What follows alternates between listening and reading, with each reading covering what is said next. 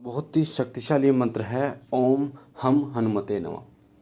कई लोग इस मंत्र में ओम हनुमते नमः बोलते हैं, पर ओम हम हनुमते नमः है। वो जो अंक की बिंदी है उसको हम रूप में बोला जाता है। जैसे ओम सम शनिश्चराय नमः है, उसी प्रकार से ओम हम हनुमते नमः है।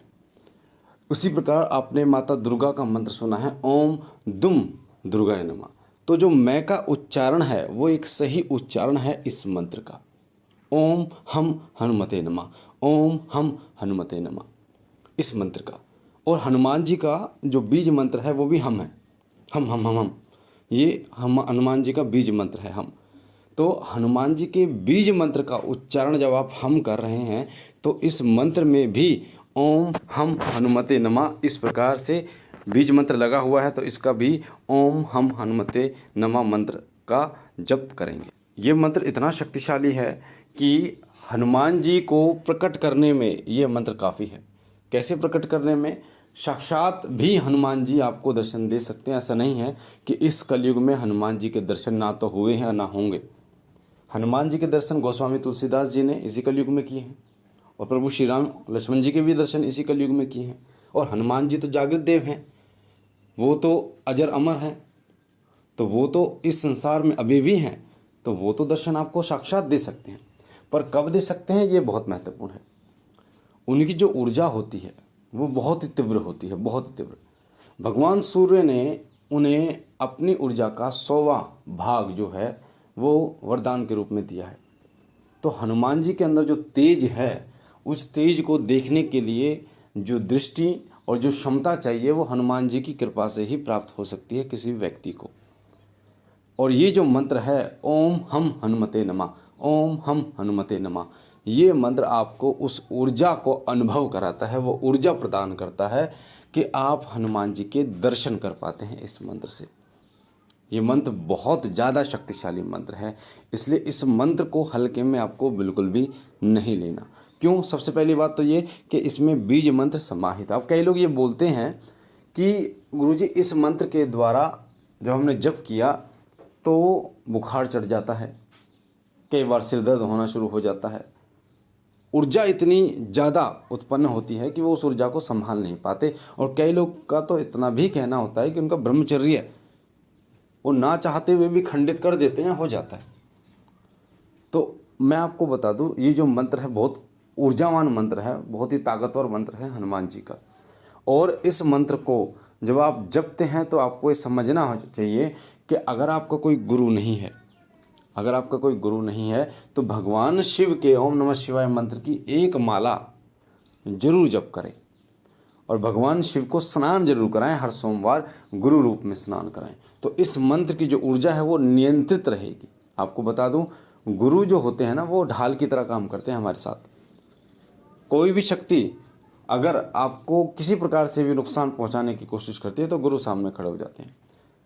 मैं एक उदाहरण आपको बताता हूं। जैसे आपने देखा होगा, अब तो नहीं आते, पहले वोल्टेज आती थी, फ्रिज के साथ एक वोल्टेज लेनी होती थी, तो कोई दिक्कत हो जाती है, लाइट तेज या डिम हो जाती थी, तो या टीवी के लिए भी वोल्टेज लेते थे, तो वोल्टेज जो है उसको कंट्रोल कर लेती थी, उसको संतुलित कर लेती थी, ताकि फ्रिज खराब ना हो, टीवी में नुकसान ना हो। इसी तरीके से जो गुरु होते हैं वो आपके पास जो ऊर्जा, आपके शरीर में जो ऊर्जा आती है उसको नियंत्रित करते हैं, कंट्रोल करते हैं कि आपको किसी प्रकार की हानि ना हो, आपको किसी प्रकार की परेशानी उस समय ना हो।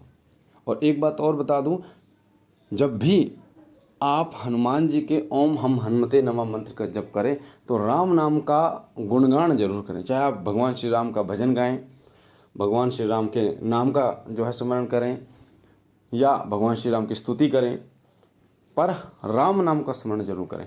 और राम नाम का स्मरण करने के बाद आप विनती करें कि हे हनुमान जी महाराज, आसन ग्रहण कीजिए और मेरे घर में विराजमान होइए। इस प्रकार से तो हनुमान जी आएंगे, क्योंकि राम नाम को सुनकर तो वो चुंबक की तरह दौड़े आते हैं, पवन वेग से आते हैं। अब इस मंत्र को ओम हम हनुमते नमः, इस मंत्र को जप करने के लिए अगर आपको पूरा फल चाहिए इस मंत्र का, हनुमान जी कृपा करें आप पर, संकट हरें आपका, तो आपको इस मंत्र के साथ नियम और हनुमान जी को जो चाहिए वो आपको देना होगा। क्या चाहिए? हनुमान जी को मोह माया कुछ नहीं चाहिए आपसे। हनुमान जी को जो चाहिए वो है कि जब आप इस मंत्र का जप करोगे तो ब्रह्मचर्य का पालन अनिवार्य है। और अगर आप गृहस्थ हैं, आप संकल्प लेकर इस मंत्र का जप नहीं कर रहे, कोई साधना नहीं कर रहे, सिर्फ रोजाना एक माला इस मंत्र की ऐसे ही कर रहे हैं, तो और गृहस्थ भी हैं आप, तो कैसे करना चाहिए?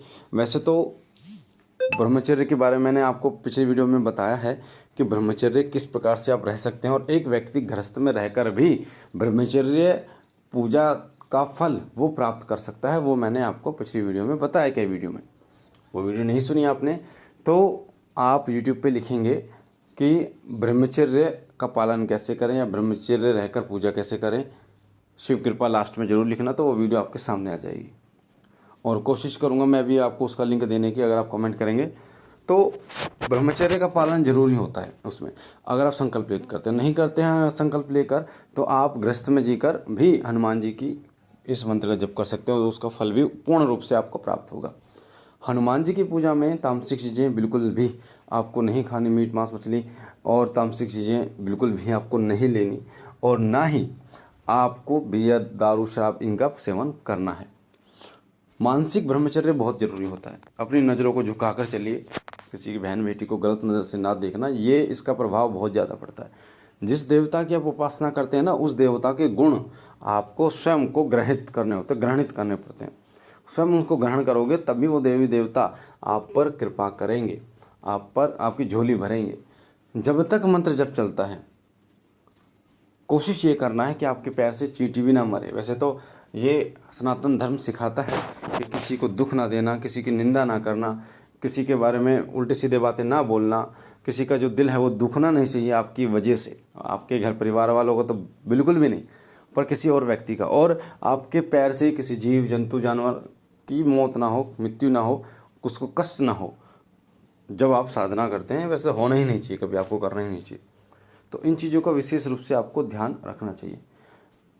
और गुरु रूप में भगवान शिव का जो स्नान जरूर कराना चाहिए आपको मंदिर में जाकर, और राम नाम की माला जरूर करनी चाहिए। हनुमान जी की जोत जलानी है आपको, देसी घी की जोत जलाइए हनुमान जी की, उसमें हनुमान जी का सिंदूर जरूर डालिए थोड़ा सा, उससे बहुत जल्दी कृपा प्राप्त होती है हनुमान जी की आपको। साथ ही मंगलवार के दिन अगर आप चोला चढ़ा सकते हैं, शनिवार के दिन अगर आप चोला चढ़ा सकते हैं हनुमान जी को, तो सबसे अच्छी बात है, सबसे अच्छी बात है। क्योंकि अगर आप मंत्र के साथ इस प्रकार की सेवा करते रहते हैं ना, तो बहुत जल्दी हनुमान जी की कृपा आपको प्राप्त होती है, बहुत जल्दी हनुमान जी के दूत आपको प्राप्त होते हैं। और जब दूत मिलते हैं ना आपको उनके, तो बस टेंशन ख़त्म हो जाती है।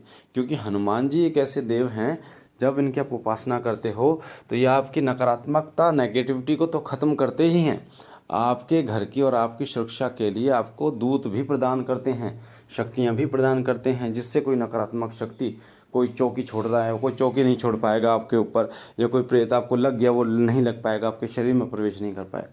तो बहुत अच्छी बात हनुमान जी की है, हनुमान जी की पूजा की है कि आप हर प्रकार से सुरक्षित रहते हैं। बाकी मैं हनुमान जी महाराज से विनती करता हूँ कि वो आप पर कृपा करें,